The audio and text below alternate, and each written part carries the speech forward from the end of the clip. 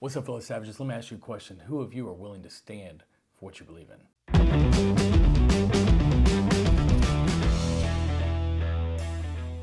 Hey, real quick, this video is sponsored by Getting Things Done online course. It doesn't matter if you're a CEO of a massive organization or if you're a stay-at-home parent, everyone needs to get things done. We live in a result-driven world. If you want to take your life to the next level, figure out how to get things done fast, click the link in the description below and check out the course. I highly recommend it.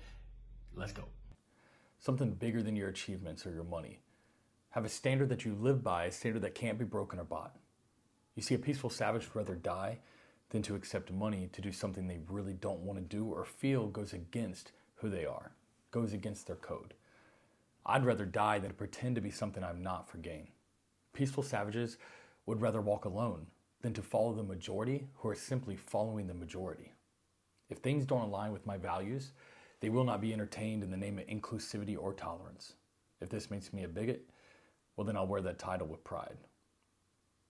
Martin Luther King Jr. was quoted saying, "In the end, we will remember not the words of our enemies, but the silence of our friends." If that doesn't scare you, either you're not thinking deep enough, or maybe you already live by a similar code. How many times have we sat quiet when we should have spoken up? Everyone's been programmed not to talk about religion or politics. I talk about both. Those two things can cause arguments, and God forbid we disagree with someone on something.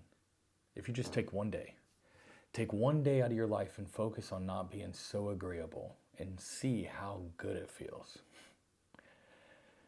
We've sat quiet. We sat quiet as they ripped away our freedoms, not because we're enemies of freedom, but because we were the friend of freedom who sat silent. I believe it was Jordan Peterson who said, and I'm going to paraphrase here, I might butcher this, but if you truly believe that there's a heaven and hell, what kind of person are you for not sharing that information with others? If you truly feel that without Christ, someone dies, they go to hell, which is eternal torment, then why would you not do your very best to warn everybody that you can? Living by intentional conviction is a lifestyle. It's a daily decision and a hard one. But if the peaceful savages in our community can't do it, how can we expect those without the peaceful savage mindset in the community to live this way?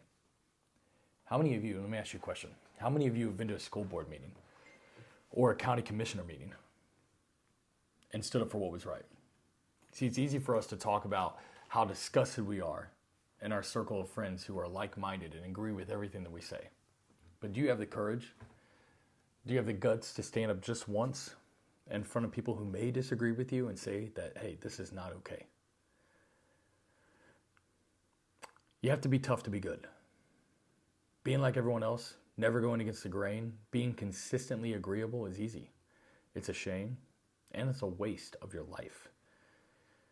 If your feelings and or opinions conflict with what is moral and right, I could care less about your feelings or your opinions. I was not placed on this earth to be a pleaser of those whose world gets completely wrecked over pronouns. This is going to get taken down. But let me ask you a question. Really, it doesn't matter if you're a Christian or not, but what is wrong? What's wrong with telling a murderer you shouldn't murder, a thief you shouldn't steal, or a liar that you shouldn't lie? If you're offended at the idea of something greater than yourself telling you that you should not murder another human being, you're probably the type of person who gets misgendered frequently as well. I'm not trying to throw stones here. I'm trying to say what's on the minds of the majority, but no one has the guts to stand up and say it. If I can convince just one person to always do and say what's right, this video, my platform, all the content I put out will have met its objective. If you are a friend of freedom, a friend of morality, a friend of the future, or a friend of Jesus, it's time to get off your hands and practice doing and saying what's right. Stop being so afraid to offend people and start speaking your truth. I hope you got something out of this. If you did, leave me a comment below. Y'all stay savage.